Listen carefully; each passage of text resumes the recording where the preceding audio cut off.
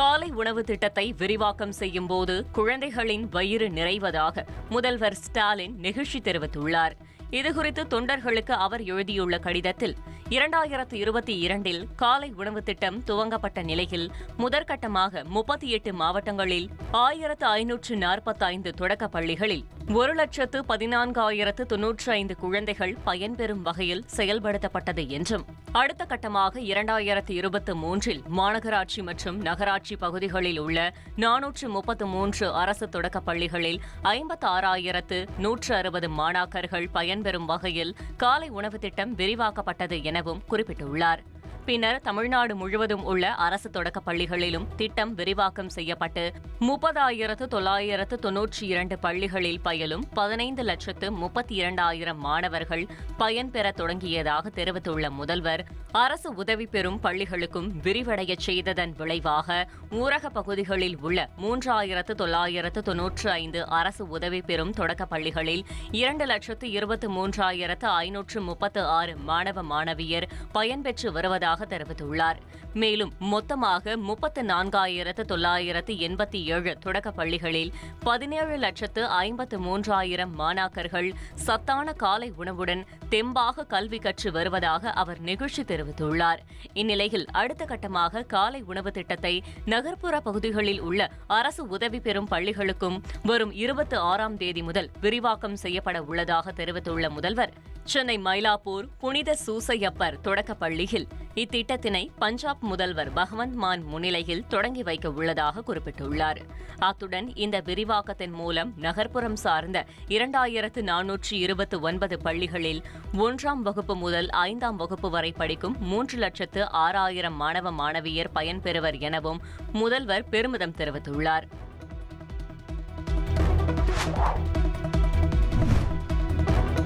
பீகாரில் வாக்காளர் அதிகார யாத்திரையில் பங்கேற்ற மக்களவை எதிர்க்கட்சித் தலைவர் ராகுல் காந்தி இருசக்கர வாகன பேரணியில் பங்கேற்றார். வாக்கு திருட்டு குற்றச்சாட்டை முன்வைத்துள்ள ராகுல் காந்தி பீகாரில் வாக்காளர் அதிகார யாத்திரையை மேற்கொண்டுள்ளார். இதன் ஒரு பகுதியாக புர்னியா என்ற இடத்தில் மோட்டார் சைக்கிள் பேரணி நடைபெற்றது. இதில் ராகுல் காந்தி மற்றும் RJD மூத்த தலைவர் தேஜஸ்வி யாதவ் ஆகியோர் மோட்டார் சைக்கிளை ஓட்டி சென்றனர். இதில் காங்கிரஸ் கட்சி தொண்டர்களும் பங்கேற்று கட்சி கொடியுடன் அணிவகுத்து சென்றனர்.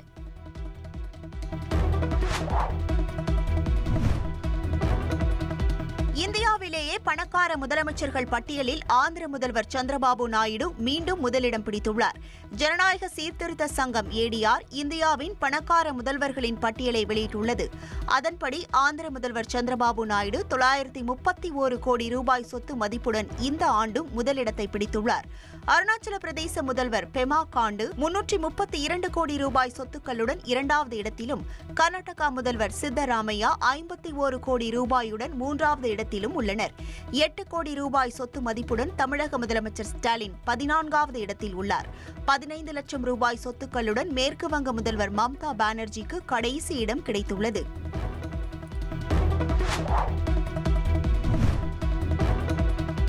தருமபுரி மாவட்டம் ஒகேனக்கல் பிலிகுண்டுலு பகுதிக்கு வரும் காவிரி நீரின் அளவு திடீரென அதிகரித்துள்ளது. வினாடிக்கு 9,500 கன அடி நீர் வந்து கொண்டிருந்த நிலையில் திடீரென நீர்வரத்து வினாடிக்கு 16,000 கன அடியாக அதிகரித்துள்ளது.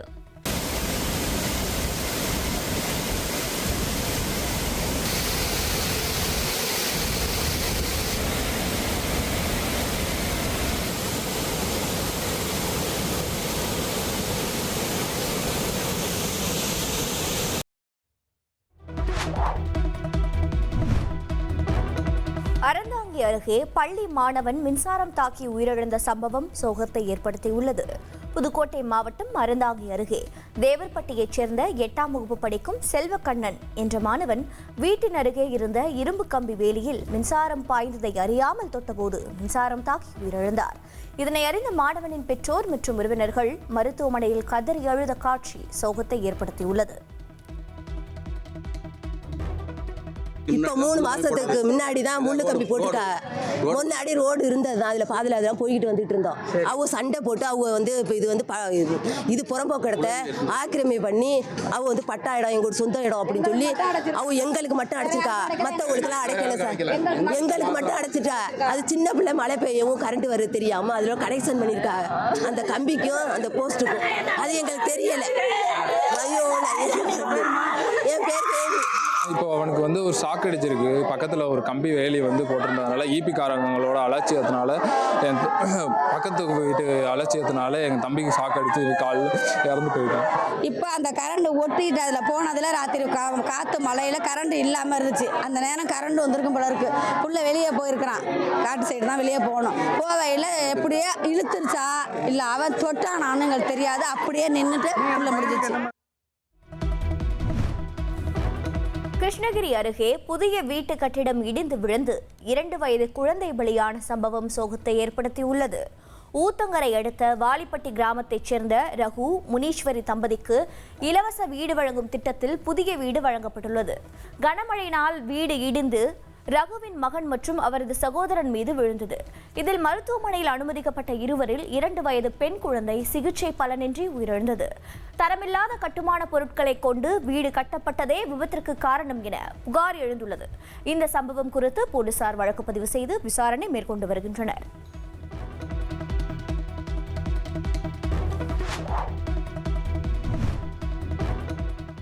ஜம்மு காஷ்மீரில் இடைவிடாத மழையால் ஆற்று பாலம் ஒன்று சேதமடைந்துள்ளது. ஜம்மு பத்தான்கோட் நெடுஞ்சாலையில் சாகர் காத் ஆற்று பாலத்தின் கீழ் தண்ணீர் கரை புரண்டோடியது. இதனால் பாலம் சேதமடைந்த நிலையில் மற்றொரு பாலத்தில் நின்றபடி பொதுமக்கள் வேடிக்கை பார்த்தனர்.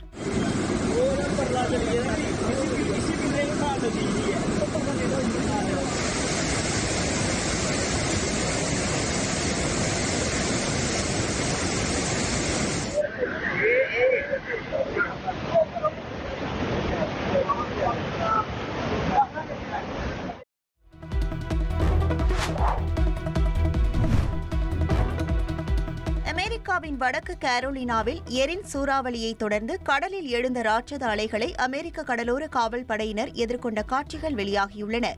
கடலில் கடினமான சூழ்நிலையில் மோட்டார் படகை இயக்கும் திறன் பெறுவதற்கான பயிற்சியில் அமெரிக்க கடலோர படையினர் ஈடுபட்டிருந்தனர்.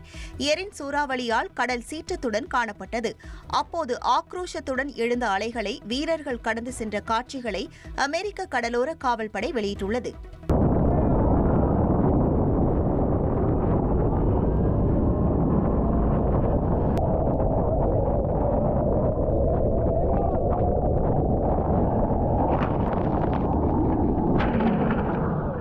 மைசூர் சாண்டல் சோப் விளம்பர தூதராக உள்ள நடிகை தமன்னாவுக்கு 6 கோடியே 27 லட்சம் ரூபாய் சம்பளம் வழங்கப்பட்டுள்ளதாக கர்நாடக அரசு தெரிவித்துள்ளது.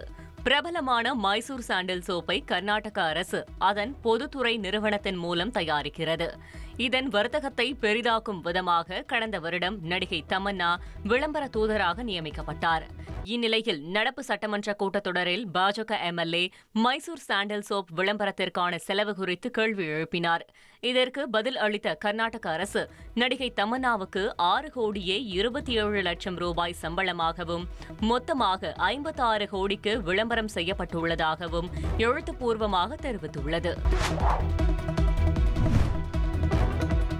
தமிழ் சினிமாவோட முன்னணி நடிகர்கள்ல ஒருவரான விஷாலோட 35வது படத்துக்கு மகுடம்னு பெயரிடப்பட்டிருக்கு. சமீபத்தில் இவரோட நடிப்புல மதகஜராஜா படம் வெளியான நிலையில தற்போது விஷால் தன்னோட 35வது படத்துல நடிச்சிட்டு வராரு. ஈட்டி பட இயக்குனர் ரவி அரசு இயக்கும் இந்த படத்துல கதாநாயகியா துஷாரா விஜயன் நடிக்கிறாங்க. மேலும் நடிகை அஞ்சலி முக்கிய கதாபாத்திரத்தில் நடிக்க கமிட் ஆகியிருக்காங்க. சூப்பர் குட் பிலிம்ஸ் நிறுவனம் தயாரிக்கிற இந்த படத்துக்கு ஜிவி பிரகாஷ் இசையமைக்கிறாரு.